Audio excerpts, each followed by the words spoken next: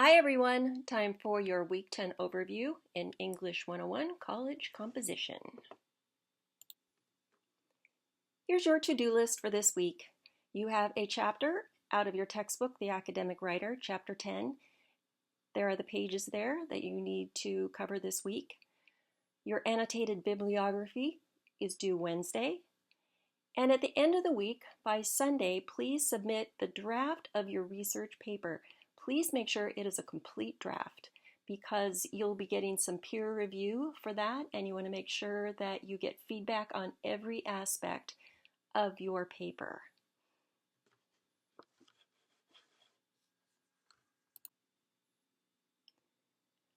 I wanted to draw your attention to the content of Chapter 10. Now, you've been doing lots of revising and editing and proofreading throughout this entire semester. But this information really brings this into focus and gives you some more detailed strategies on how to make this more effective. These are skills that you are going to carry with you literally the rest of your writing career, no matter what you end up doing. So let's just go over them really quickly. Revising literally means to look again. Okay, so when you are revising, you are looking at the entire paper, and here is the place you're really looking at the organization. Do you have a very clear introduction that leads your readers into the topic, that ends with a detailed thesis statement, which tells your readers what it is that you are going to cover? In the revision, is it clear what the subtopics are? So you have some key ideas that you are using to organize this topic, and do they occur in a very logical flow? So 2 paragraphs perhaps for your first subtopic, which leads into your second subtopic, 2 or 3 or 4 paragraphs, which then leads logically to your third subtopic. And then your conclusion where you summarize all of the main points that you made. Editing is usually done on a paragraph scale. Do you have a good transition which logically draws readers into the main idea for that paragraph? Does your paragraph flow easily from one idea to the next? And proofreading, and that's where you get down to the nitty-gritty. Be sure and run a grammar check and a spelling check before you turn in a paper. Make sure your citations are correct. All those little details that you need to polish up. I know that, in fact, all of us often tend to just sort of skim over or completely skip those parts of the textbook where they're showing an example paper from another student. Please look at this one. It's located on page 281, and it really does a good job of showing step by step how this hypothetical student took a rough draft and then polished it into a revised final draft. And I'm sure that you will get some good ideas for how to do that for your paper before you turn in your final draft next week.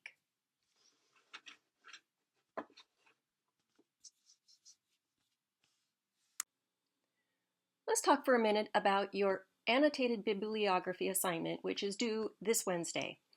I've taken this text straight out of the assignment instructions, and even though I'm going over it now, please go back and read the entire assignment to make sure that you really understand what it is that you're putting together here. Now, I want to talk just really briefly about what an annotated bibliography is. So you actually will run across these many, many times when you're doing research, and sometimes journals will even publish an annotated bibliography as a standalone article.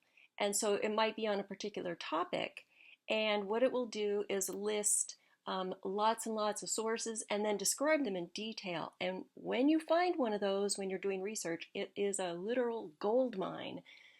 Because it gives you so much information on each of the sources before you even begin to go and look them up. Oftentimes, an annotated bibliography is an important part of, say, a proposal or something that has a literature review attached to it. So you're actually showing the person that your intended audience what has already been written about in this particular field. If you only just gave them, say, a works cited page, that wouldn't give them enough information to know what each of these sources is about. So this is actually a really important assignment. An annotated bibliography is a very, very important document when you're doing all kinds of different writing tasks. All right, so you've already got 2 sources for your research. You need to find 2 more. And here's the thing, you can find as many as you want. You are not limited to 4 by any means, but 4 is the minimum for this research assignment. And all 4 of those sources are going to be listed in the annotated bib. Just to make sure you understand that this assignment is worth 5% of your final grade for this course. So spend some time and get this thing right. Please use MLA, Modern Language Association style. That's what we've been using all semester long, so there shouldn't be any confusion about that. Let's see. 2 of your sources need to be from academic peer-reviewed journals. I think most of you have already done a good job of finding those. Remember, you can always check with a librarian online by going to the WSU Libraries main page if you have any confusion about how to find those sources that are peer-reviewed. And then your other sources don't necessarily need to be peer-reviewed, but they have to be from reliable, credible publications. I mean, they could also be, a video or something like that, but they have to be from reliable sources. If you are even slightly confused about the reliability of a source, send me an email or message me in the inbox and send me a link, and I will be happy to let you know what I think, how credible this source is and whether you should use it or not.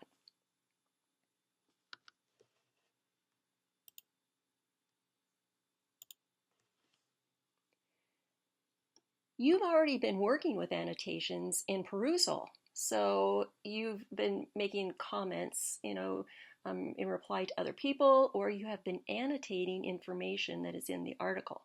Okay, so it's kind of the same thing, but an annotated bibliography has much more developed comments. They actually have a very specific format.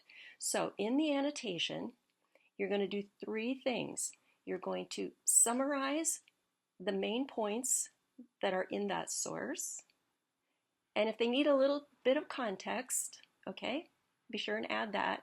So that would typically be 1 paragraph, or even 2, depending how long and how complicated it is.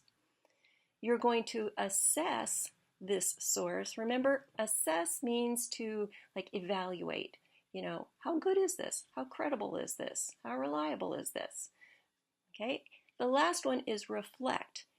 And in that part, you're going to explain basically to me how you're going to use this source. How is it connected to your overall topic? What information is it offering you to help develop the thesis that you're working on for your research paper? So here's an example. So you're going to start with the bibliographic entry there up at the top. So remember, last name, first name, title of the article. So this would be for an article. It's a little bit different if it's a book chapter or a video, but you can find those online. The name of the journal that it came from, the information about the volume, the date. Those would help somebody track this down if they wanted to find it themselves, and then the date that you accessed it, if it came from an online source. All right, so here we go. You're going to summarize the main points in the source. As I said, that oftentimes is a full paragraph right there. The assessment can start with the credentials of the authors. You've already had practice with that. So why are they credible source of information? Do they work at an academic or research-based institution?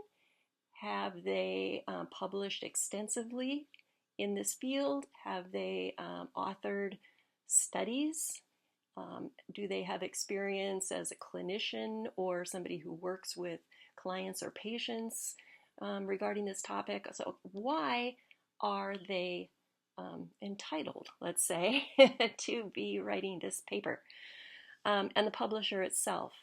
Is this a well-known publisher for credible academic work? Is there any potential for bias in this source? You might have to actually dig a little bit. So there could be some sort of, I would say, auxiliary research involved. Just do a real quick Google search on the publisher or the agency or institution that this person works for. Okay? Be a detective.